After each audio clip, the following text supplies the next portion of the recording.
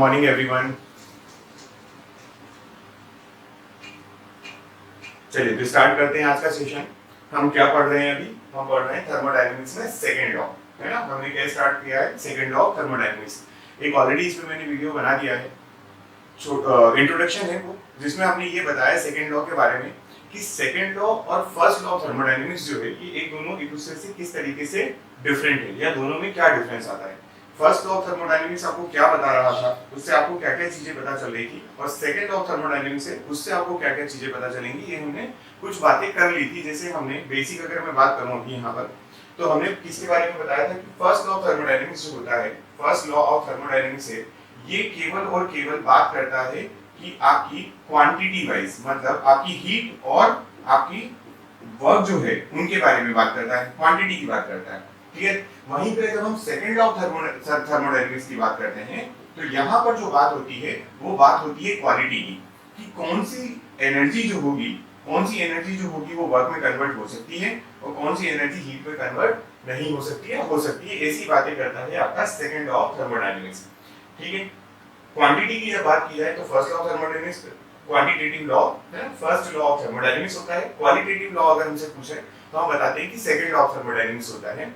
ऐसा इसलिए भी बोला जाता है सेकंड लॉ ऑफ थर्मोडायनेमिक्स को क्वालिटेटिव लॉ, क्योंकि यहाँ पर ये जो सेकंड लॉ ऑफ थर्मोडायनेमिक्स है ये हमें दो तीन चीजें बताता है। जैसे अभी हमने एक चीज पहले पढ़ी है प्रीवियस लेक्चर में, जिसमें हमने ये देखा है कि जो सेकंड लॉ ऑफ थर्मोडायनेमिक्स है ये प्रोसेस की फिजिबिलिटी के बारे में बताता है कि प्रोसेस अगर हो सकती है या नहीं, है ना, प्रोसेस पॉसिबल है या नहीं। क्लियर है? तो इसके लिए बेसिक मैंने आपको एक इंट्रोडक्शन और दे देता हूं। मैं क्या पढ़ा है अभी तक, तो हमने क्या क्या बातें की है कि अगर आपकी क्वांटिटेटिव क्वालिटेटिव और समझ गए हैं कि कौन कौन से दोनों लॉ होते हैं, वो बात समझ में आ गई। उसके बाद मैंने आपको यहाँ पर हाई ग्रेड एनर्जी और लो ग्रेड एनर्जी बताई थी, high grade energy and low grade energy. ठीक है। आपने हाई ग्रेड एनर्जी किसे कहा है? हाई ग्रेड एनर्जी आप कहते हैं वर्क को। किसको कहते हैं? वर्क को।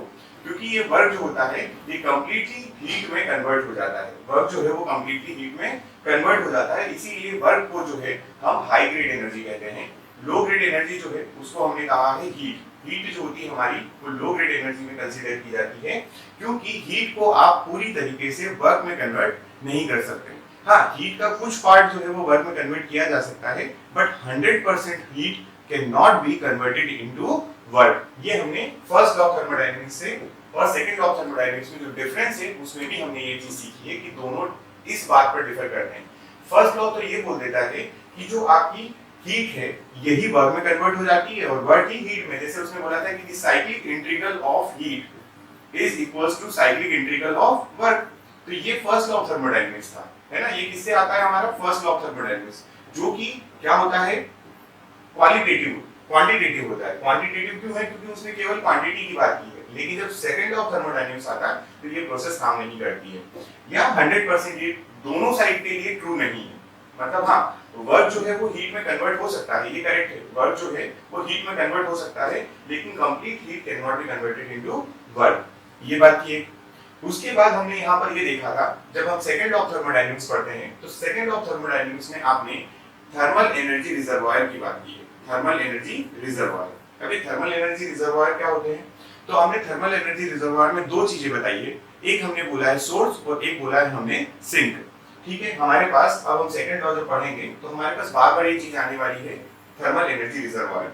तो हमें यहाँ से ध्यान रखना है कि थर्मल एनर्जी रिजर्वॉयर दो टाइप के होते हैं, एक होता है सोर्स और एक होता है सिंक। और जब आप सोर्स की बात करते हैं तो आपके पास जो सोर्स होता है ये क्या करता है? ये सोर्स एनर्जी को सप्लाई करता है। एनर्जी क्या करता है? ये सप्लाई करता है, या हीट को क्या करेगा? सप्लाई करेगा। ठीक। जहां से हीट सप्लाई होगी उसको आप बोलेंगे सोर्स, और जिसको आप हीट प्रोवाइड कर सकते हैं, जिसको आप हीट दे सकते हैं, उसको आप कहते हैं सिंक। सिंक का मतलब होता है जो हीट को क्या कर सकता है? एब्जॉर्ब कर सकता है, या एनर्जी को क्या कर सकता है? एब्जॉर्ब करेगा, उसको हम बोल देते हैं हमारा सिंक। इन दोनों के बारे में हमने ये भी बात की थी कि जो सोर्स और सिंक होते हैं ये इनफाइनाइट एनर्जी के सोर्स होते हैं। ये इनफाइनाइट एनर्जी के सोर्स हैं जिसमें एनर्जी जो है इतनी लिमिट में इतनी ज्यादा एनर्जी होती है कि अगर आप उसमें फाइनाइट अमाउंट ऑफ एनर्जी अगर ऐड कर देते हैं या उससे फाइनाइट अमाउंट ऑफ एनर्जी निकाल लेते हैं तो उस सिंक या सोर्स के टेम्परेचर में कोई भी परिवर्तन या कोई भी चेंज नहीं आता। ये हमने इन दोनों की प्रॉपर्टी के बारे में पढ़ा था। ठीक है, यहाँ तक बात है ना। आप क्या बोल रहे हैं कि सोर्स एक ऐसी चीज है जिसमें आप जितनी भी हीट सप्लाई कर सकते हैं उसके टेम्परेचर में कोई चेंज, उससे जितनी भी एनर्जी लें उसमें कोई टेम्परेचर में चेंज नहीं होगा। और सिंक ऐसा है कि उसको आप जितनी एनर्जी चाहे दे सकते हैं उसमें कोई भी चेंज नहीं आने वाला है, उसके टेम्परेचर में कोई भी चेंज नहीं आएगा। चलिए यहाँ से एक बात और करते हैं, जैसे कल एक डाउट भी आया था उसको मैं और बता देता हूँ आप लोगों को भी।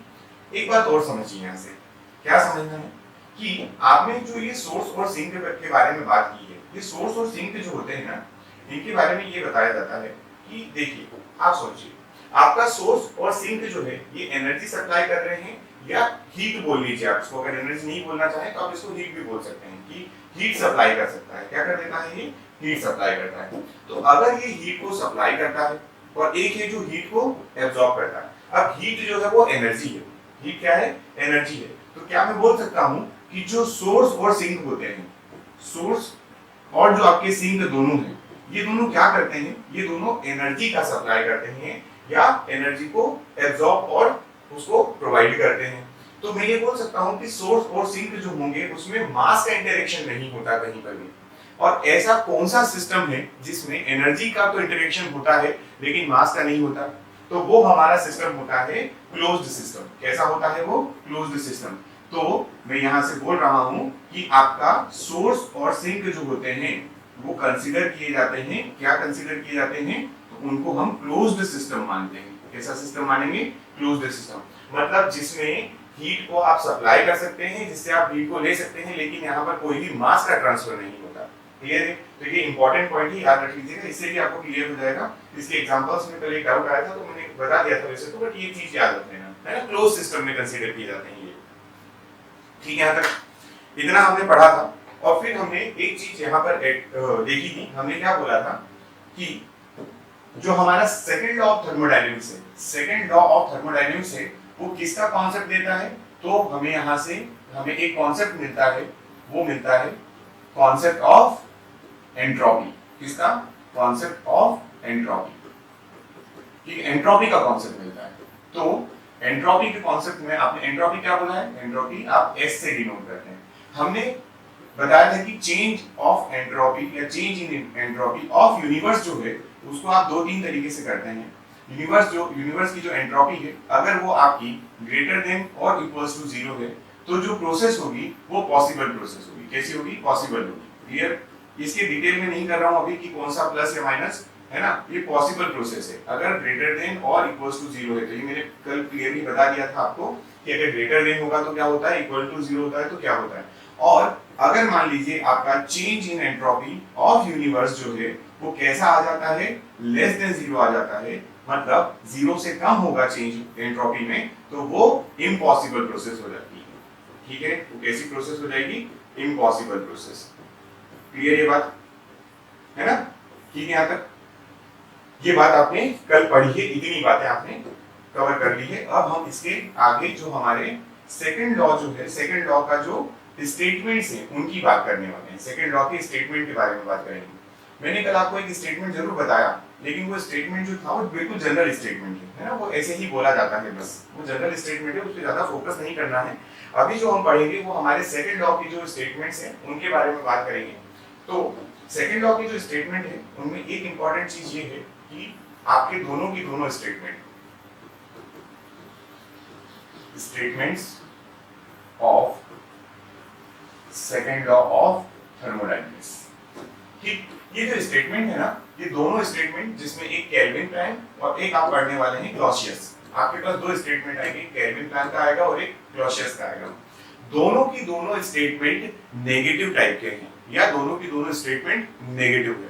अब ये दोनों स्टेटमेंट नेगेटिव क्यों है? ये इसलिए है क्योंकि इस स्टेटमेंट में इनिशियली ही ऐसा लिखा जाता है कि इट इज इम्पॉसिबल टू, है ना, ये स्टेटमेंट जहां से शुरू होते हैं उसमें ऐसा ही लिखा हुआ इट इज इम्पॉसिबल।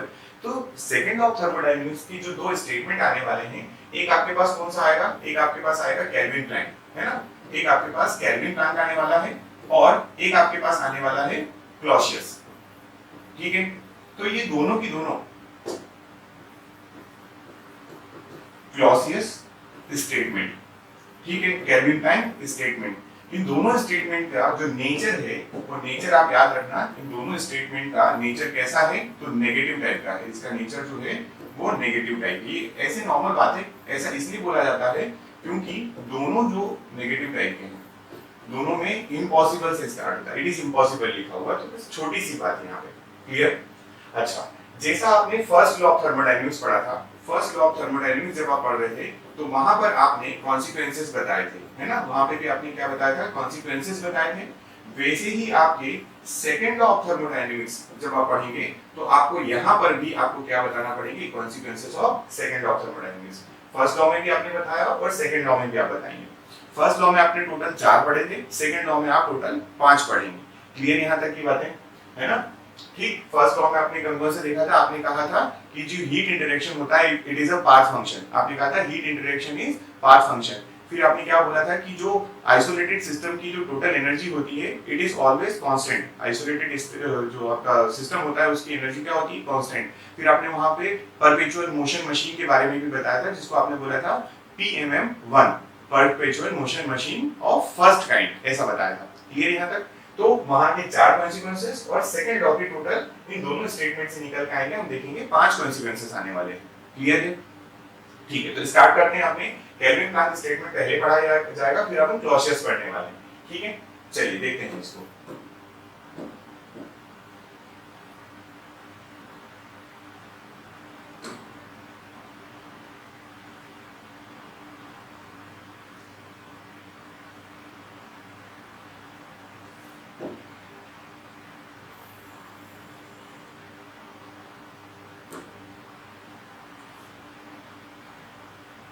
ठीक है, ये है आपका फर्स्ट स्टेटमेंट जिसको आप कहते हैं केल्विन प्लैंक स्टेटमेंट। समझिएगा क्या बोल रहा है, फिर इसको मैं आपको और आगे डिटेल करने की कोशिश करूंगा। मैं आपको समझाऊंगा कि ये इसका मीनिंग क्या है बोलने का। देखिए लिख रहा है, it is impossible to construct an engine. Important, इसके स्टेटमेंट से कुछ कुछ बातें निकल कर आएंगी और वो हमारे लिए इंपॉर्टेंट होने वाली है। वो बोल रहा है it is impossible to construct an engine. उसने कहा एक इंजन, एक ऐसा इंजन बनाना इम्पॉसिबल है which while operating in a cycle, है ना, किसमें ऑपरेट हो रहा है वो, operating in a cycle, produced no other effect except to extract heat from a single reservoir and do equivalent amount of work। अब इसने बहुत अलग तरीके से कुछ बात बोली है और आपको स्टेटमेंट पढ़ के मुझे 99% ऐसा लग रहा है कि शायद ये बात समझ में नहीं आई होगी कि स्टेटमेंट में बोला क्या गया है। एक काम करते हैं, इस स्टेटमेंट जो यहाँ पे लिखा हुआ है इस स्टेटमेंट को हम थोड़ा सा और इजी बना देते हैं। हमारे केल्विन प्लैंक को हम थोड़ा सा इजी बना देते हैं, ठीक है क्या। तो अगर मुझसे कोई ये स्टेटमेंट दूसरे तरीके से पूछे या मैं इसको थोड़ा सा अलग तरीके से लिखने की कोशिश करूं केल्विन प्लैंक के स्टेटमेंट को, तो इसको और आसान तरीके से भी लिखा जा सकता है। क्या बोलेंगे, फिर से मैं तो यही लिखूंगा, इट इज इम्पॉसिबल, है ना। तो ये बोला जा रहा है इट इज इम्पॉसिबल, यहां लिख देता हूं, it is impossible to construct a device which works in a cyclic process। अच्छा यहाँ पे एक बात और याद रखना, ये सारी बातें जो हम पढ़ रहे हैं ना ये साइकिल के लिए पढ़ रहे हैं। एक प्रोसेस जो है वो साइक्लिक होना चाहिए, ठीक है। यहाँ पर भी वर्ड यूज हुआ होगा ऑपरेटिंग इन अ साइकिल, ठीक है। और इन्होंने जो इंजन बोला उसको हम बोल रहे हैं कि हमारे ये डिवाइस, हम वर्ड बाद में इसको इंजन बोल देंगे, उसमें लिखा हुआ है यहाँ कोई दिक्कत नहीं, ठीक। तो लिखा गया है it is impossible to construct a device which works in a cyclic process and produces work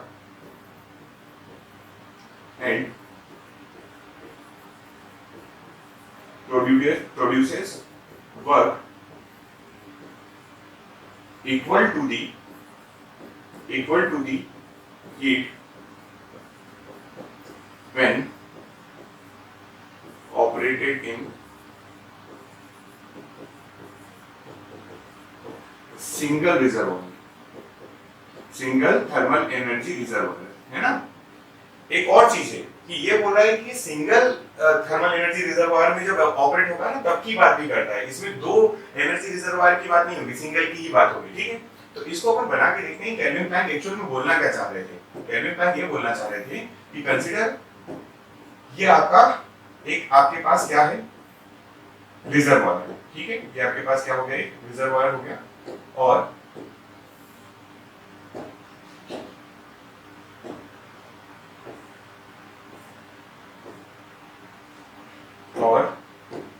समझिएगा इसको, ठीक। इन्होंने बोला कि आपके पास केवल एक रिजर्वायर है, और ये जो रिजर्वायर है, ये मान लीजिए कि ये रिजर्वायर आपका सोर्स है। क्या है ये, सोर्स, ठीक। और इस सोर्स, अब हमने पढ़ा कि सोर्स जो होता है वो क्या करता है, वो एनर्जी सप्लाई करने का काम करता है। तो इससे क्या मैं बोल सकता हूं कि ये जो ये क्या करेगा, ये सोर्स की एनर्जी है। किससे आई, सोर्स की एनर्जी। अच्छा, क्या मुझे ये भी बात पता है कि ये हायर एनर्जी पे रहता है, हायर टेम्परेचर सोर्स होता है, हायर टेम्परेचर, TER है ना, higher temperature thermal energy reservoir. तो जनरली हम इसको ना QH लिखते हैं। क्या लिखते हैं, QH। अब हम इसको नोट डाउन करेंगे, जब हम सोर्स से हीट को एक्सट्रैक्ट करते हैं, जब हम सोर्स से हीट को एक्सट्रैक्ट करते हैं तो हम QH लिखते हैं, क्लियर। यहां पर हमने बोला कि हमारे पास एक CD है। CD का मतलब होता है साइक्लिक डिवाइस। क्या है यहां पर, ये साइक्लिक डिवाइस। एक कोई ऐसा साइक्लिक डिवाइस है जो सोर्स से क्या कर रहा है, एनर्जी ले रहा है। सोर्स से एनर्जी लेने के बाद यहां पर लिखा हुआ है कि produces work equal to the heat. Equal to the heat मतलब ये जो वर्क प्रोड्यूस कर रहा है, ये जो आउटपुट आपको वर्क मिल रहा है, ये वर्क जो मिल रहा है, ये किसके बराबर हो जाए, ये हो जाए किसके बराबर, ये जो हीट सप्लाई हुई है उसके बराबर हो जाए। ऐसा इम्पॉसिबल है। ऐसा क्या है, ऐसा इम्पॉसिबल है, ये हो नहीं सकता है, क्लियर। आई क्या बात समझ में। तो फर्स्ट लॉ इसलिए नेगेटिव, मतलब आपका सेकंड लॉ का जो फर्स्ट स्टेटमेंट है, आप नेगेटिव बोलने का मतलब समझ गए। और दूसरा ये कि ये पॉसिबल नहीं, ये पॉसिबल नहीं है, समझ गए। ये फर्स्ट स्टेटमेंट है आपका सेकंड लॉ का, जिसको आप बोलते हैं केल्विन प्लैंक स्टेटमेंट, ठीक। ये ऊपर लिखा है उसका मीनिंग ही यही है, जो हमने यहाँ से अलग से डेफिनेशन लिखी उसका भी मीनिंग यही है। और मैं अच्छे से बोलना चाहता हूं आपको कि ये जो लिखा हुआ है ये इम्पॉसिबल है।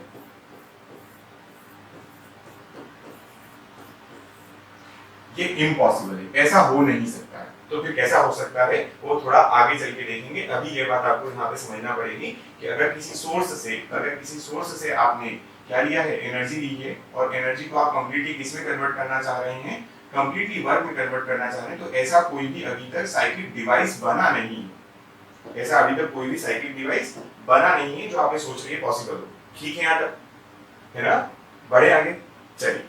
अब ये केल्विन प्लैंक स्टेटमेंट इंपॉर्टेंट तो हो गया, ये डेफिनेशन आप याद रखना चाहें तो रख सकते हैं, ठीक है।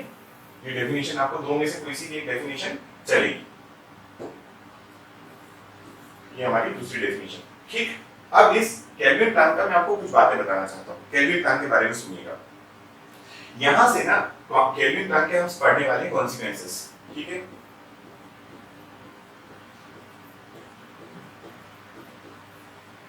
Consequences of Kelvin Planck statement, important, ठीक है।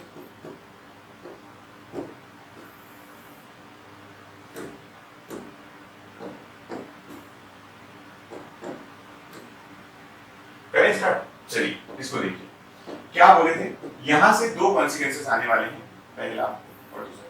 पहला ये आएगा कि हमें यहां से जो है वो डायरेक्शन मिलेगी हीट की। किसकी डायरेक्शन मिलने वाली है, हीट की, ठीक। बढ़े आगे, नहीं, हीट की डायरेक्शन जो आएगी वो आपकी आएगी सेकंड वाले में। यहां पर आपके पास आने वाला है पीएमएम, हीट इंजन, ठीक है। यहां पर आपके पास एक आएगा पीएमएम, एक पीएमएम आएगी जिसको आप बोलेंगे पीएमएम2, और एक आपके पास आने वाला है यहां से हीट इंजन का concept, concept of heat engine, ठीक। ये दो चीजें यहां से निकल कर आएंगी। तो पहली बात तो ये समझिए कि जो आपका पीएमएम है, क्या है, पीएमएम जो है, इस पीएमएम में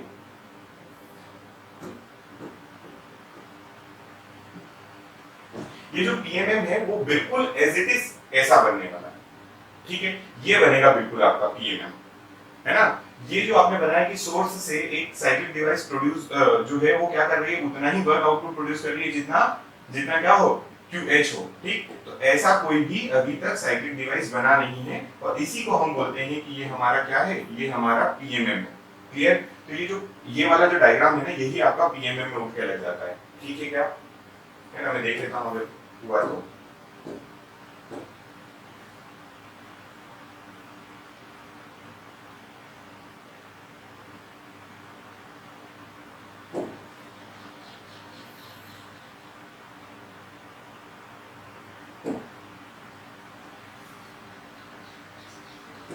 ठीक है, इसको आप क्या बोल सकते हैं?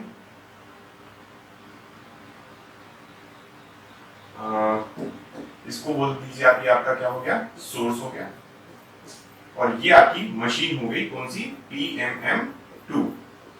क्लियर? ये आपकी मशीन हो गई PMM2।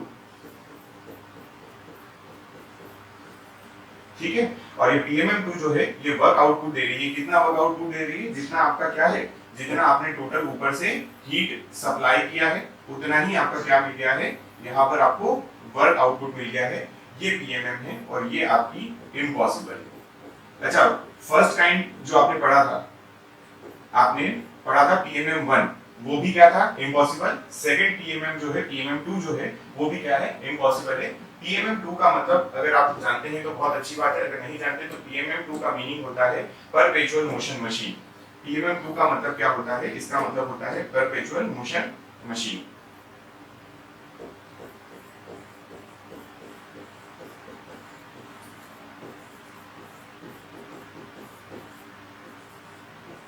और ये perpetual motion machine of second kind बोला जाता है, सेकंड टाइप बोला जाता है इसको। ठीक है, 2 का मतलब क्या है यहाँ पर? Second kind.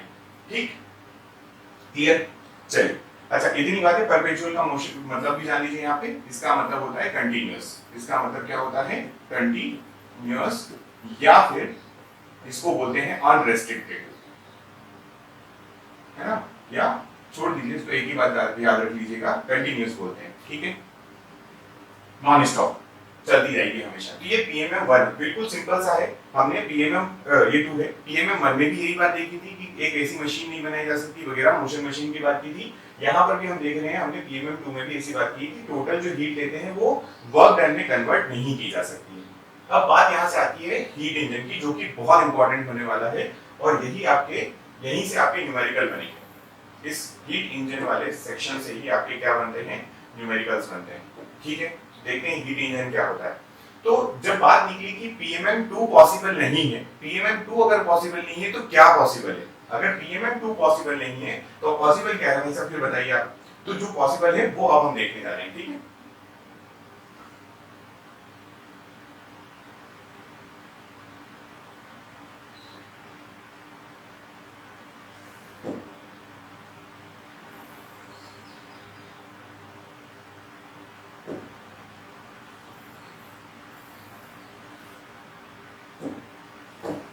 हमें क्या पढ़ना है? अब हमें यहां से सेकंड कॉन्सिक्वेंसेस देखना है, और वो देखना है कॉन्सेप्ट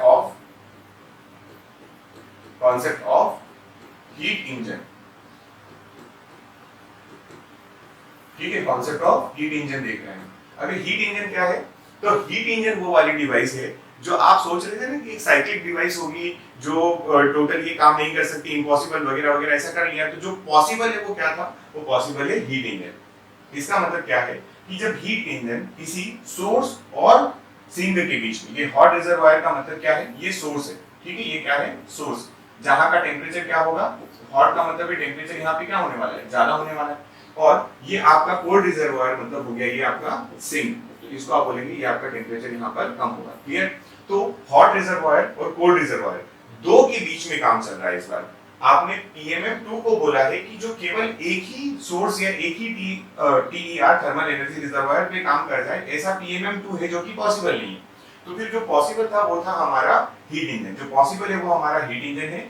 ये ऑपरेट होता है बिटवीन सोर्स एंड सिंक, या इसको hot reservoir and cold reservoir भी आप बोल सकते हैं। होगा क्या? चलिए, जब आप हॉट रिजर्वायर से जब हीट लेंगे, तो हॉट है तो इसको मैंने बोल दिया कि ये H हो गया, और जो हमारा कोल्ड है इसको लोअर टेम्परेचर, हायर टेम्परेचर और लोअर टेम्परेचर मैंने लिख दिया यहाँ पे। ठीक है, तो जब मैं हीट वहां से लूंगा तो मेरे पास हीट जो है, मान लेता हूँ कि जो हीट निकली वो QH ली मैंने वहां से। कितनी ली है? QH। अब यहां से कुछ आपको मिलने वाला है वर्क आउटपुट। क्या मिलेगा? एक सेकंड में इसको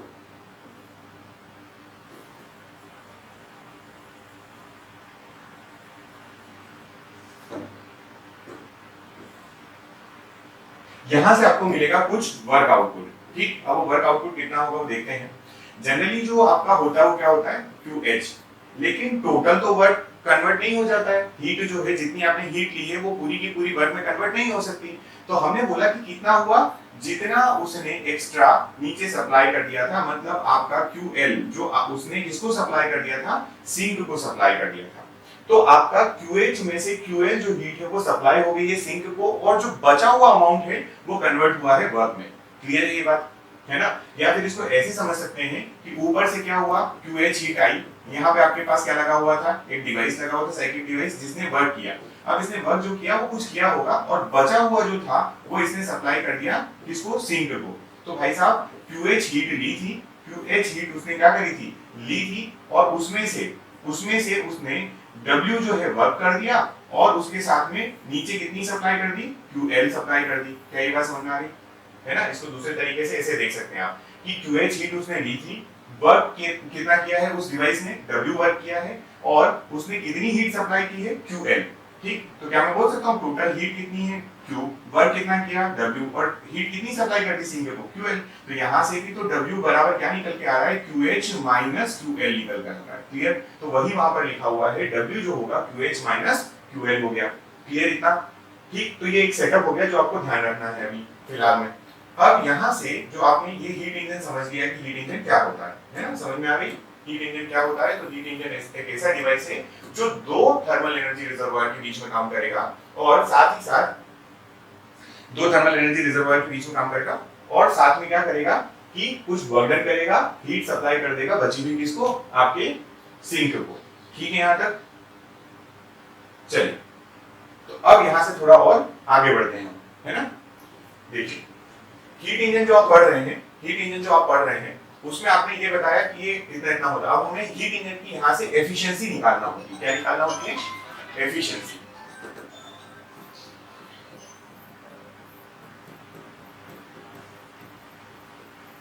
एफिशिएंसी ऑफ हीट इंजन।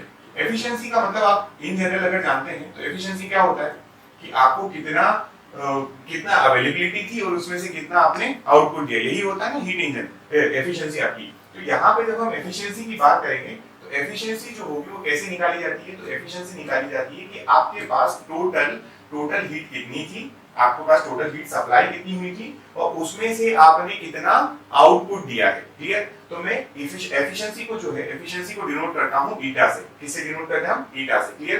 तो ईटा बराबर कितना हो जाएगा, ईटा बराबर क्या मैं बोल सकता हूं कि जो मेरा आउटपुट मिल रहा है वो डिवाइडेड बाय उसमें आपने कितना इनपुट दिया है। क्लियर? क्या यही होगा, है ना? आउटपुट बाय इनपुट ही तो एफिशिएंसी होता है, कितना आपको इनपुट मिला था और उसमें से कितना आपने आउटपुट कार्य किया है। तो क्या मैं यहाँ से ये बात बोल सकता हूँ कि जरा ध्यान से देखिए आपको आउटपुट क्या मिला है, क्या वो वर्क डन है? जो आपको आउटपुट मिल रहा है वो क्या मिल रहा है, वो आपको वर्क डन मिल रहा है। और जो आपने इनपुट दिया है, इनपुट क्या है आपका, जो आपकी हीट सप्लाई हुई है, तो आपकी इनपुट हो जाएगी Q इंटू एच या QH। क्लियर ये बात यहाँ तक? तो अब एक इक्वेशन और है आपके सामने कि जो आपका W होता है वो W कितना होता है, W होता है आपका QH माइनस QL। W कितना है? QH minus QL। तो W की जगह पे आप लिख रहे हैं QH minus QL divided by आपका क्या हो गया, QH। ठीक है यहाँ तक बात? बोलिए। और फाइनली मैं एफिशिएंसी को क्या लिख सकता हूँ, फाइनली मैं लिख सकता हूँ N इक्वल्स टू हो जाएगा मेरा QH minus QL divided by QH, या इसको मैं ऐसा भी तो लिख सकता हूँ कि 1 अपॉन ये कर देंगे तो QH by QH minus QL by QH, तो 1 माइनस QL बाय QH। ठीक है, ये आपकी होती है हीट इंजन की एफिशिएंसी। किसकी एफिशिएंसी है? हीट इंजन की, जो अब आपके न्यूमेरिकल में बहुत काम आएगी, आपको ये डायरेक्टली याद रखना है। ठीक है यहाँ तक बात? बोलिए। ठीक, ये हीट इंजन की एफिशिएंसी है। क्लियर? ये आपका क्या था, ये आपका हीट इंजन का कॉन्सेप्ट था जो किससे निकल कर आया है, सेकंड लॉ के केल्विन प्लैंक स्टेटमेंट जो आपने पढ़ा था, केल्विन प्लैंक स्टेटमेंट जो पढ़ रहे हो उसका ये आउटकम है। वैसे ही आपका एक क्या था, PMM2, एक आपकी PMM2 है जो स्टेटमेंट आपका केल्विन प्लैंक था उसका आउटकम। ठीक है यहाँ तक?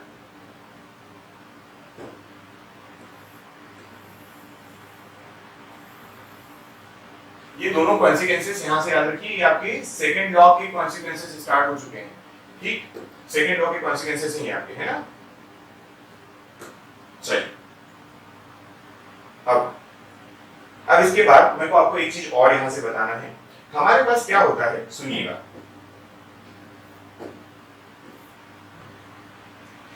हमारे पास ना टेम्परेचर स्केल है, हमारे पास क्या है, टेम्परेचर स्केल। जैसे आपको ये बात पता है कि हमारे हीट जो होती है वो Q बराबर mc/dt होती है। क्या होती है, mc/dt। तो अब यहाँ से ना एक मैं आपको कॉन्सेप्ट बताने वाला हूँ थर्मोडायनेमिक्स टेम्परेचर स्केल के बारे में। इसके बारे में, थर्मोडायनेमिक टेम्परेचर स्केल।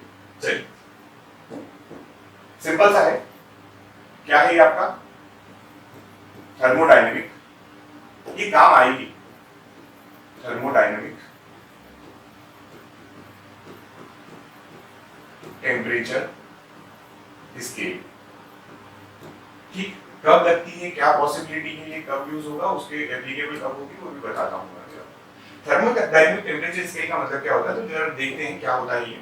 देखिए, हमें Q इक्वल्स टू क्या पता है, वो होता है mc del t, या dt अगर यहाँ देख रहे हैं तो यहाँ पर भी आपके पास dt हो जाएगा। अगर आपने इसको ऐसा देखा है कि del Q equals to mc del t, तो ये इस तरीके से भी आप इसको कर सकते हैं। क्या मैं डायरेक्टली बोल सकता हूँ अभी mc dt या t हो जाएगा।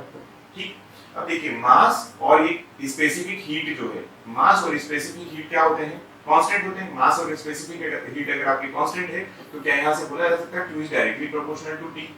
क्या बोला जा सकता है, या इसको आप ऐसे कर लीजिए, कांस्टेंट की जगह K लिख दीजिए, ये भी आपका क्या है, कांस्टेंट है, इनटू ये आपका T हो जाएगा। तो क्या ये Q is directly proportional to T हो गया, यहाँ से बिल्कुल हो गया। तो यही आपकी थर्मोडायनेमिक टेम्परेचर स्केल होती है। थर्मोडायनेमिक टेम्परेचर स्केल जो होती है वो यही कहलाती है। तो क्या हम यहाँ से ऐसा लिख सकते हैं कि Q1 बाय Q2 जो होगा वो होगा आपका K into T1 by K into T2। तो K से K कैंसिल आउट, तो Q1 बाय Q2 जो होता है वो इक्वल हो जाता है T1 बाय T2 के। ठीक है, ये कब लगाया जाएगा, ये धीरे धीरे आपको समझ में आएगा कि आपकी जो प्रोसेस होती है या जो इंजन वगैरह जो है वो रिवर्सिबल होना चाहिए या नहीं होना चाहिए, इसी कुछ कंडीशंस के साथ में। बट आपको याद रखना थर्मोडायनेमिक टेम्परेचर स्केल ये होती है। ठीक है, यहाँ तक बढ़े आगे। चलिए, आपने कॉन्सेप्ट सीखा है हीट इंजन का। किसका सीखा है, हीट इंजन। अब मैं आपको बता रहा हूं यहाँ पर कि हीट इंजन अगर है आपके पास, अच्छा एक चीज और जान लीजिए, मुझे बताइए ये जो आपने हीट इंजन की एफिशिएंसी लिखी है, अब क्या लिखा आपने, आपने लिखा ईटा इक्वल्स टू 1 माइनस समथिंग। ठीक, तो मुझे बताओ 1 का मतलब तो 100% होता है। अगर गलती से आपको मैं ये लिख के दे दूं कि ईटा जो है वो 1 है, कितना है 1, तो आप क्या बोलेंगे कि 1 का मतलब तो ये हुआ ना कि जितना इनपुट हुआ, जितना आउटपुट मिला उतना ही इसका क्या था, इनपुट था। तो यार ये वाली बात तो हमने PMM2 में कैंसिल कर दी ना। हमने PMM2 में यही कैंसिल आउट किया था कि अगर इस PMM2 की एफिशिएंसी लिखने जाते हैं तो वो कितनी होती है एफिशिएंसी, वो होती है आउटपुट डिवाइडेड बाय इनपुट होती है। और आउटपुट और इनपुट को अगर आप रेशियो लेते हैं तो आपके पास आउटपुट इनपुट का रेशियो कितना हो जाता है, आउटपुट होता है W और आपका इनपुट होता है QH। अब हमारा यहाँ से जो आउटपुट है वो भी कितना है, QH है, और आपका इनपुट भी कितना है, QH है। तो यहाँ से QH कैंसिल हो जाता है और आपके पास आता है 1। इसका मतलब एफिशिएंसी जो है 1 है, या 1 को आप बोलते हैं कि एफिशिएंसी 100% है। क्या है, एफिशिएंसी 100%। लेकिन ये किसकी है, ये है PMM2 की। किसकी है ये, PMM2 की। और PMM2 जो तो पॉसिबल ही नहीं था, PMM2 तो पॉसिबल ही नहीं है। इसका मतलब 100% एफिशिएंसी जो है it is also impossible. 100% efficiency is also impossible. ठीक, तो ये इम्पॉसिबल था भाई साहब। अब हम पढ़ रहे हैं हीट इंजन। हीट इंजन जब पढ़ते हैं ये एफिशिएंसी किसकी लिख रहे हैं आप, ये आप लिख रहे हैं हीट इंजन की एफिशिएंसी। ये किसकी आई है, हीट इंजन की एफिशिएंसी आई है। तो आप हीट इंजन की एफिशिएंसी देखिए ना जरा, क्या आई है आपकी 1 माइनस समथिंग। 1 माइनस समथिंग का मीनिंग होता है कि 1 से थोड़ी कम ना। 1 अगर होता तो 100% हो जाता, बट ये 1 माइनस समथिंग लिखा है। क्लियर यहां तक। तो यहां पे मैं ये बोलना चाह रहा हूं कि एक्चुअल जो प्रैक्टिकली अगर देखें हीट इंजन देखें तो इसकी जो एफिशिएंसी होती है वो हमेशा 100% से क्या होती है, कम होती है। इसकी एफिशिएंसी हमेशा 100% से आपको कैसी मिलेगी, थोड़ी कम ही मिलेगी। ठीक, हीट इंजन की एफिशिएंसी 1 से कम होगी।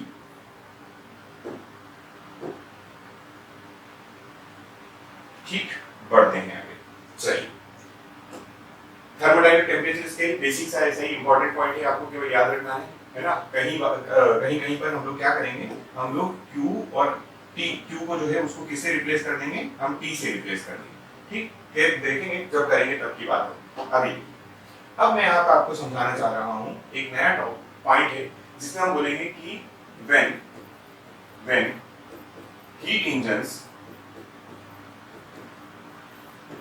when heat engines are connected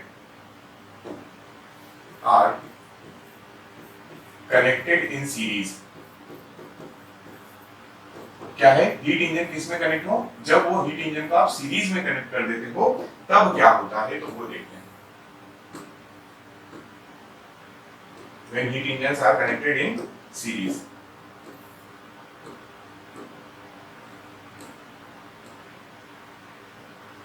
देखो, हीट इंजन सीरीज में कनेक्ट करने का मीनिंग क्या होता है? इसका मीनिंग है कि the sink of heat engine 1 is the source of heat engine 2। समझ में आई कुछ बात?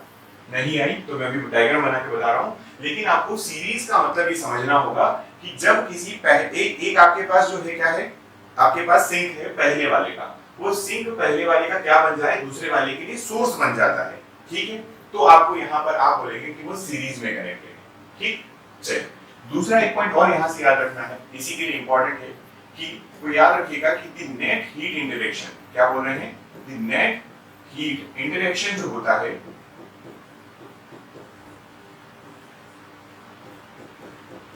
Net heat interaction is zero. याद रखिएगा ये जीरो होता है, zero. Net heat interaction when two heat engines are connected in series is always zero. Clear है ना? चलिए अब इसको स्टार्ट करते हैं। जो आपने देखा, आप जो ये समझ पा रहे हैं उसको मैं बनाने की कोशिश करता हूं।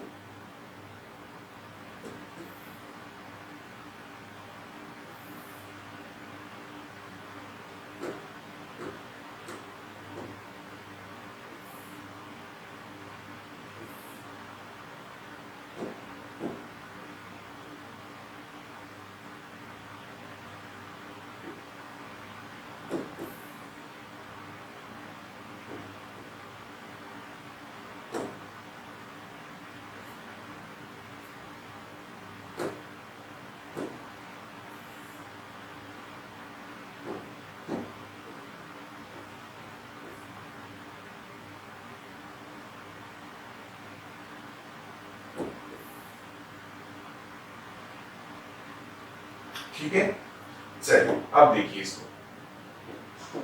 ये आपका हीट इंजन 1 हो गया। क्या हो गया? Heat engine 1। और ये आपका क्या हो गया? ये आपका हो गया हीट इंजन 2। ये आपके दो हीट इंजन हुए। ये आपका हो गया सोर्स। ये आपका सोर्स हो गया, जिससे आपकी हीट जो आएगी वो मिलेगी किसको? पहले वाले इंजन को, है ना? और ये जो हो गया ये इंटरमीडिएट हो गया। ये कैसा हो गया? इंटरमीडिएट।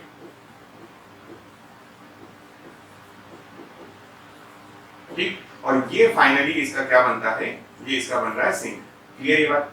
अब आप मुझे बताइए कि ऐसा ही हुआ ना, पहले वाले हीट इंजन का जो सिंक बनने वाला था, जो सिंक ऑफ हीट इंजन, वो दूसरे वाले के लिए क्या बन रहा है? वो दूसरे वाले के लिए सोर्स का काम कर रहा है। इसलिए हमने लिखा कि heat engine of the sink of heat engine first is source of the heat engine 2। Clear यहां तक बात? अच्छा, अब हीट की बात कर लेते हैं कि जो हीट होगी वो क्या, तो एक काम करते हैं, ये आपका सबसे हायर एनर्जी लेवल है, इसको बात कर लेते हैं टीएच। इंटरमीडिएट वाले को मैं टीएम लिख देता हूं, और लोअर वाला जो हमारा उसको हम बोल देते हैं टीएल। क्या हमारे सोर्स और सिंक जो होते हैं उनका टेम्परेचर हमेशा कांस्टेंट होता है? अगर उसमें से थोड़ी बहुत एनर्जी निकाल ली जाए तो भी उसका टेम्परेचर तो चेंज होगा नहीं। तो सबके टेम्परेचर जो है वो कैसे हैं? यहाँ से कांस्टेंट आपने बोल दिया, सबके टेम्परेचर आपके कांस्टेंट है। ठीक, अब इसके आगे देखते हैं जरा। सबके टेम्परेचर कांस्टेंट है। आपने सबसे पहले जो है हीट सप्लाई की है, किसको सप्लाई की है? तो यहाँ से QH आएगा, हीट इंजन 1 को गई। हीट इंजन 1 क्या करेगा? हीट इंजन 1 जो होगा वो कुछ वर्क आउटपुट आपको देगा। क्या देने वाला है यहाँ से? Work output. ठीक, तो वर्क आउटपुट अपन ले लेते हैं कि वो वर्क आउटपुट है आपका W1। कितना है यहाँ से? W1 work output. और हीट इंजन 2 जब काम करेगा तो उसका वर्क आउटपुट अपन ने 2 देख लिया। ठीक है, अब ये हीट इंजन 1 सोर्स और सिंक के बीच में काम कर रहा है। Q1 उसने हीट ली है और उसने इसको सप्लाई की है QH। कितनी सप्लाई की है उसने? QH या QM पढ़ेंगे, क्योंकि अपन ने मीडिएट इसको भेजा है ना, किसको भेजा है? इंटरमीडिएट वाले को। ठीक, फिर उसके बाद यहां से कितनी हीट ली जाएगी, जितनी हीट उसके पास होगी QM, और कितनी सप्लाई कर दी जाएगी, तो वो लोअर टेम्परेचर पे QL सप्लाई करेगा। क्या ये बात यहाँ तक क्लियर है? डायग्राम दिख रहा है, समझ में आ रही है बात? और अगर नहीं आ रही है तो मैं इसको एक काम करता हूँ, थोड़ा सा कोशिश करता हूँ कि ठीक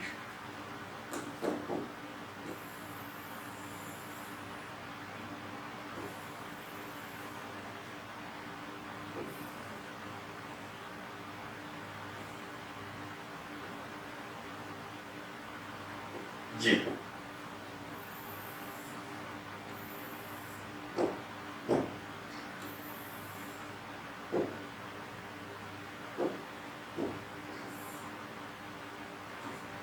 समझ गए है ना? ये बताना चाहता हूँ, ये दिख गया, समझ में आ गई इतनी बात? चलिए अब इसको थोड़ा अपन आगे बढ़ाते हैं। ये लाइन आ गई है, देख लीजिएगा इसको, कोई दिक्कत नहीं है इसमें।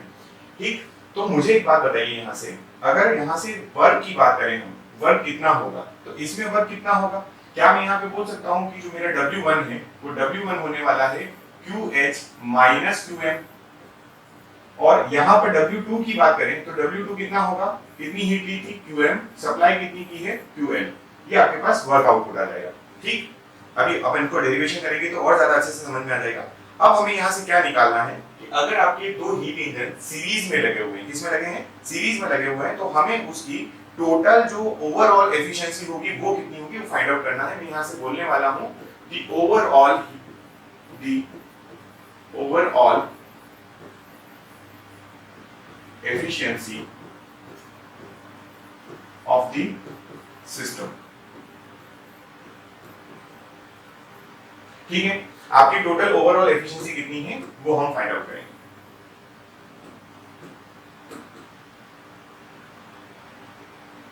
ठीक, चलिए देखते हैं।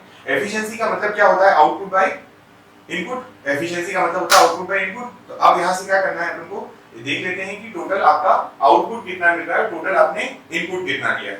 तो क्या मैं बोल सकता हूं कि एफिशिएंसी में मैंने जो ओवरऑल निकालता हूं, मैं ओवरऑल एफिशिएंसी अगर मैं निकालूंगा तो वो कितनी आने वाली है, वो कितनी आएगी, तो वो आएगी आपकी आउटपुट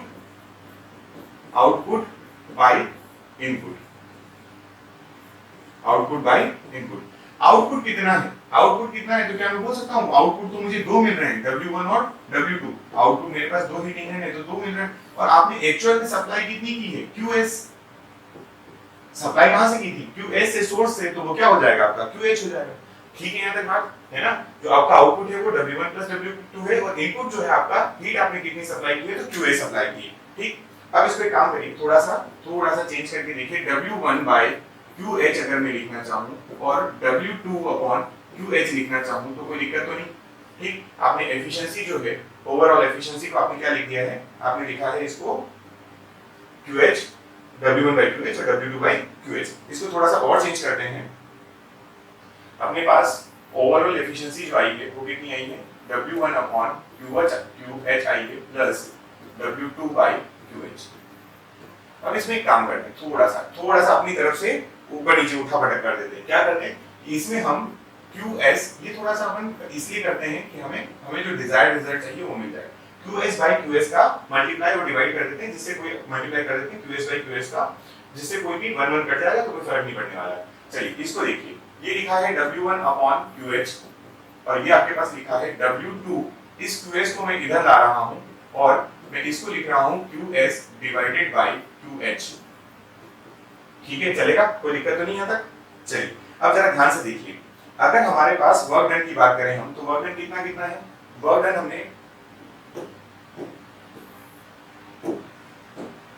कितना निकाला, देखो W1 जो निकला, W1 निकला मेरा क्या, QH माइनस QM, ये मेरा W1। और अगर मैं यहाँ से W2 भी देखूं तो W2 कितना है, तो वो है QM माइनस QL। देख लीजिए, वो आपके पास लिखा हुआ है यहाँ पर, राइट साइड देखिए, आपके पास क्या लिखा है, QH माइनस QM आपका W1 हो जाएगा। तो हमने लिखा QH माइनस QM W1, और आपका QM माइनस QL जो है वो आपका W2 हो जाएगा। तो QM माइनस QL जो है वो आपका क्या हो गया, W2 हो गया। ठीक है, यहाँ तक बात। अब काम करते हैं, क्यू एम का मल्टीप्लाई करें तो कैसा रहेगा, इस क्यू एस की जगह क्यू एम का मल्टीप्लाई करें, इक्वेशन 1 डिवाइड, अगर क्यू एस का मल्टीप्लाई करो आंसर आएगा लेकिन थोड़ा सा डिफिकल्ट हो जाएगा, इजी बनाना हो तो इसको क्यू एम का मल्टीप्लाई कर दो, ज्यादा बेटर रहेगा, क्यू एम का मल्टीप्लाई करो, रिजल्ट यहाँ से जल्दी मिलेगा, क्यू एम यहाँ पे भी क्यू एम और यहाँ पर भी क्यू एम।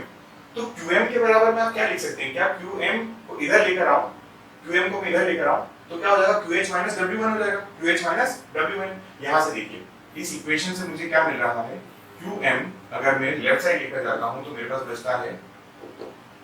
बचता है Q one minus W one या Q H minus W one, Q H minus W one इधर आ जाएगा। अब ये जो क्यू एम लिखा है इसकी जगह पे आप फिर से क्या कर दीजिए, रिप्लेस कर दीजिए इसको, तो आपके पास ईटा बराबर आने वाला है W1 by QH, W1 by QH plus ये आपका क्या है W2 by QM इनटू ये कितना होगा, ये होगा आपके पास QH minus W1 divided by QH।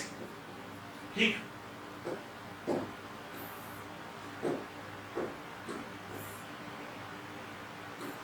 अब आगे बढ़ते हैं, इसको क्या कर सकते हैं आप, QH और QH, QH by QH और W1 by QH, तो ईटा बराबर आपके पास आ रहा है W1 by QH है ना प्लस W2 by QM, और ये होगा आपका, मैं इसको लिख सकता हूं क्या, QH by QH minus W1 by QH। ठीक है ना। अब इसको थोड़ा सा और चेंज करके देखते हैं, ये W1 by QH हो जाएगा, ये हो जाएगा आपका W2 by QM हो जाएगा, ये हो जाएगा आपका 1 और ये माइनस हो जाएगा W1 by QH। क्लियर यहाँ तक? चलिए अब मुझे बताइए आप कि हमारा जो एफिशिएंसी होती है वो क्या होता है, आउटपुट बाय इनपुट होता है। एफिशिएंसी हमेशा आउटपुट बाय आप इनपुट लिख रहे हैं, तो एफिशिएंसी आउटपुट बाय इनपुट लिखेंगे तो हमारे पास दो इंजन हैं यहाँ पर, दो इंजन। इस इंजन की एफिशिएंसी क्या लिखेंगे आप, इसको लिखेंगे आउटपुट W1 by QH, और सेकंड इंजन की एफिशिएंसी आप क्या लिखेंगे, आप लिखने वाले हैं heat engine efficiency W2 by QM। तो मैं यहाँ पे लिख रहा हूँ हीट इंजन 1 की एफिशिएंसी जो होगी, हीट इंजन 1 की जो एफिशिएंसी होगी वो 1 की एफिशिएंसी कितनी है, तो वो है W1 by QH, और हीट इंजन 2 की जो एफिशिएंसी, हीट इंजन 2 की जो एफिशिएंसी है वो है W2 by QM। जरा देखिए क्या यहाँ पे लिख सकते हैं अपन ऐसा ही, तो एफिशिएंसी जो है, ओवरऑल एफिशिएंसी की जो हम बात कर रहे थे वो कितनी होगी, तो ये हो गया आपके पास हीट इंजन 1 की एफिशिएंसी, हीट इंजन 1 की एफिशिएंसी प्लस ये क्या हो गया आपके पास हीट इंजन 2 की efficiency into 1 minus again heat engine 1 की एफिशिएंसी। ठीक, और इन सब को जब आप कंबाइन करेंगे, इसको अगर मल्टीप्लाई करूं अंदर, मैं इसको 1 2 भी लिख देता हूं ना, इसको मैं 1 लिख देता हूं हीट इंजन 1 का, और इसको मैं लिख देता हूं 2। तो मैं ओवरऑल एफिशिएंसी अगर लिखना चाहूं तो मैं यहां से लिख रहा हूं N1 प्लस N2, और अगर मल्टीप्लाई भी कर देता हूं तो माइनस N1 इनटू N2, मतलब ईटा ईटा लिखा हुआ है ना, N1 N1 2 नहीं लिखा हुआ है, ईटा लिखा हुआ है। क्लियर है क्या ये बात, बताइए। ये है आपकी हीट इंजन 1 और 2 की कंबाइंड, जब वो सीरीज में लगे हो तो कितनी एफिशिएंसी आएगी, तो 𝜂1 प्लस 𝜂2 माइनस 𝜂1 𝜂2 इसकी एफिशिएंसी आती है, फाइनल एफिशिएंसी, जब दो हीट इंजन किसमें लगे हुए हो, जब दो हीट इंजन सीरीज में कनेक्टेड हो। ठीक,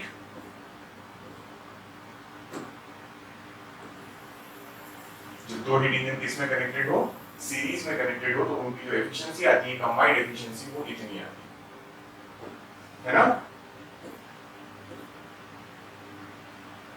चलिए ठीक, आगे बढ़ते हैं थोड़ा, ये याद रखना है आपको, कंबाइंड एफिशिएंसी इतनी आने वाली है। अब इसके बाद नेक्स्ट, ये जो आपने हीट एफिशिएंसी निकाली है, हीट इंजन की जो एफिशिएंसी निकाली है ना, ओवरऑल जो निकाली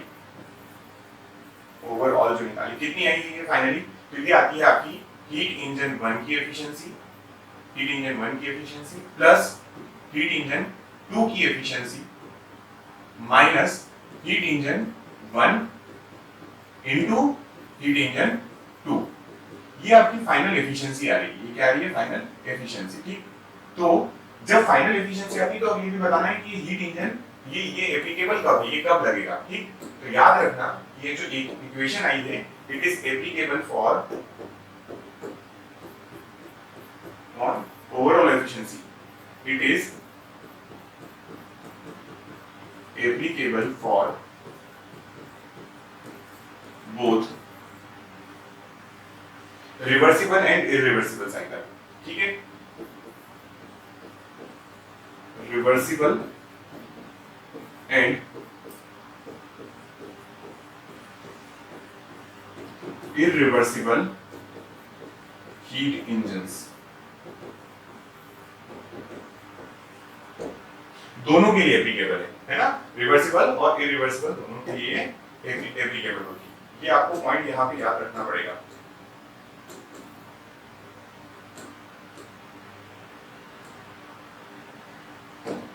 ठीक, बढ़े आगे और आगे, बताइए।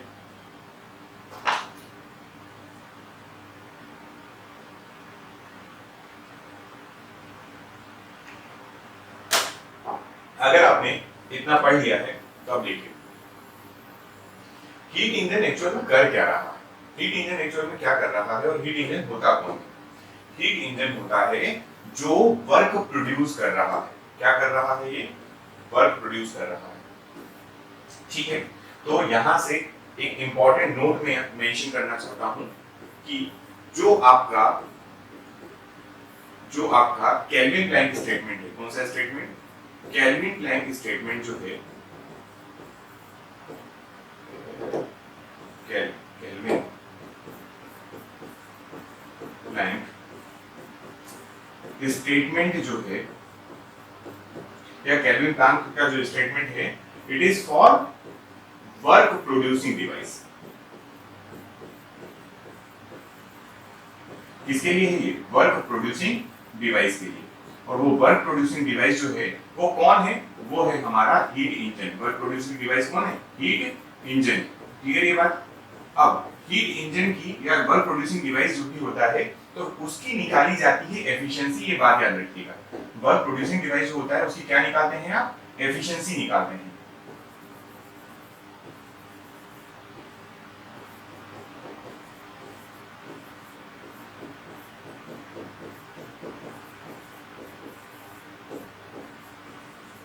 ठीक, याद रखना है जब भी कभी आपका प्रोड्यूसिंग डिवाइस होता है, वर्क प्रोड्यूसिंग डिवाइस होता है, तो उसके लिए आप क्या निकालते हैं? आप निकालते हैं एफिशिएंसी, कि आपने कितना इनपुट दिया है और उसने आपको कितना काम करके दिया है रिटर्न में। क्लियर? ये कहलाती है उसकी एफिशिएंसी। और इसके बाद जब हम क्लॉसियस स्टेटमेंट पढ़ेंगे तो वो जो है वो वर्क कंज्यूमिंग डिवाइस बनाएगा, है ना? क्लॉसियस स्टेटमेंट जो है एक्चुअल में कुछ भी नहीं है, ये दोनों के दोनों स्टेटमेंट वो एक दूसरे से मिले जुले हैं। दोनों स्टेटमेंट सेम बात बोलना चाह रहे हैं, बस बोलने का तरीका अलग है इनका। तो आपका जो केल्विन प्लैंक है वो बताता है वर्क प्रोड्यूसिंग डिवाइस या वर्क प्रोड्यूस जो डिवाइस करेगा उसके बारे में, और जो आपका क्लॉसियस स्टेटमेंट जो अपन नेक्स्ट लेक्चर में पढ़ेंगे उसमें बताया जाएगा कि वर्क कंज्यूमिंग डिवाइस जो होते हैं वो कौन से होते हैं। तो वहां पर हम बात करेंगे रेफ्रिजरेटर की, और वहां पर हम बात करने वाले हैं हीट पंप की। ये दो चीजें हमको वहां पर पढ़ना है। और अगर आप अपने सिलेबस को देखेंगे तो आपका जो लास्ट टॉपिक है थर्मल साइंस के अंदर, उसमें यही लिखा हुआ है कि आपको बेसिक कॉन्सेप्ट या बेसिक नॉलेज होना चाहिए रेफ्रिजरेटर का और एयर कंडीशनिंग का। तो रेफ्रिजरेटर का नॉलेज आपको यहीं से मिलने वाला है, एक बेसिक साइकिल आपको पता चलेगा। और ये जब पूरा हो जाएगा केल्विन प्लैंक वगैरह सब कुछ, तो उसके बाद हम पढ़ेंगे कार्नोट को। ठीक है, क्योंकि अभी जो मैंने आपको एक पहले बताया है, ये जो बताया है टेम्परेचर स्केल जो आपको बताई है यहाँ पर, ये टेम्परेचर स्केल ऐसी ही नहीं है, टेम्परेचर स्केल कार्नोट में लगेगी। कहाँ लगने वाली है? ये कार्नोट में। ठीक है, तो अभी केवल इसको आप याद रखिए कि अपने पढ़ लिया है Q बराबर जो होता है वो किसके होता है? Q बराबर जो होता है वो आपके Q जो डायरेक्टली प्रोपोर्शनल होता है वो टेम्परेचर के होता है। ठीक,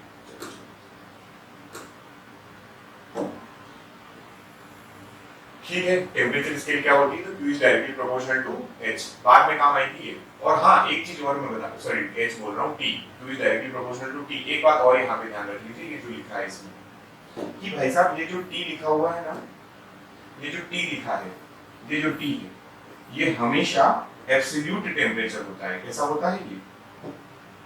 एब्सोल्यूट होना चाहिए। एब्सोल्यूट टेम्परेचर होना चाहिए। एब्सोल्यूट टेम्परेचर मतलब इन केल्विन। एब्सोल्यूट टेम्परेचर किसमें रखोगे? केल्विन में, ठीक है। और यही आपकी क्या होती है टेम्परेचर की? एसआई यूनिट होती है, याद है ना? एसआई यूनिट होती है, ठीक है। यहाँ तक बात ठीक है। चलिए, तो आज आपने क्या क्या देखा है? स्टार्टिंग आपने की, ये तो कुछ बातें हैं। स्टेटमेंट ऑफ, ये जो आपके दोनों स्टेटमेंट है ना, क्लॉसियस और आपके केल्विन प्लैंक, इनके बारे में हमको पढ़ना है। तो हमने आज पढ़ा है केल्विन प्लैंक को, पूरा केल्विन प्लैंक समझ लिया है। इसमें जो जो चीजें हो सकती थी वो पढ़ ली है। क्लॉसियस छोटा स्टेटमेंट है, मतलब उसको आप जल्दी समझ पाएंगे, क्योंकि अगर ये पहला समझ गए तो दूसरा समझना बड़ा आसान होगा। और उसके बाद अपन डिफरेंट रिलेशंस के बारे में भी पढ़ेंगे कि हमारा हीट इंजन की जो एफिशिएंसी है, वो आपका जो रेफ्रिजरेटर है उसका जो कोफिशिएंट ऑफ परफॉर्मेंस होता है, हीट पंप जो होता है उसका कोफिशिएंट ऑफ परफॉर्मेंस होता है, तो ये कितने कितने होते हैं और क्या क्या होते हैं, इसके बारे में अपन पढ़ेंगे, ठीक है। तो आज आप ये पूरा रिवाइज करिएगा, है ना। और दो स्टेटमेंट है, इसके बारे में एक बात और यहाँ पे मैं बोल देता हूँ आपको अभी, कि हम बोल रहे हैं कि both the statements are, both the statements are same या have same meaning लिखते हैं। have same meaning only language is different। language नहीं यार, वर्ड्स आर डिफरेंट। लैंग्वेज तो इंग्लिश ही है ना, ओनली वर्ड्स आर डिफरेंट। इसके वर्ड्स ही डिफरेंट है, बाकी तो ये जो है वो पूरा की पूरे दोनों की दोनों स्टेटमेंट जो है वो कैसे हैं आपके? Same same. क्लियर? चलिए, तो नेक्स्ट लेक्चर में मिलते हैं और हम पढ़ेंगे क्या? हम पढ़ने वाले हैं क्लॉसियस स्टेटमेंट को, ठीक है। Thank you so much.